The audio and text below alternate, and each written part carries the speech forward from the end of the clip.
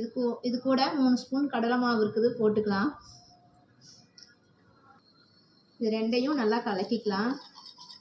இது கூட பொடியாக நறுக்கிய 2 பெரிய வெங்காயம் இருக்குது, அதை போட்டுக்கலாம்.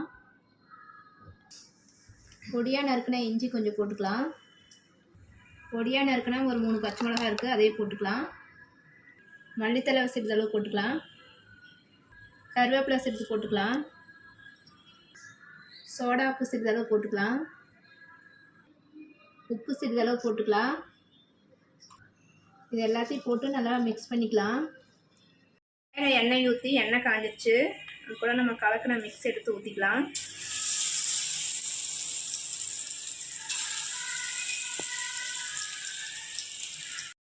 இது நல்லா திருப்பி போட்டு செவக்க வந்துடுச்சு, இதை எடுத்துடலாம்.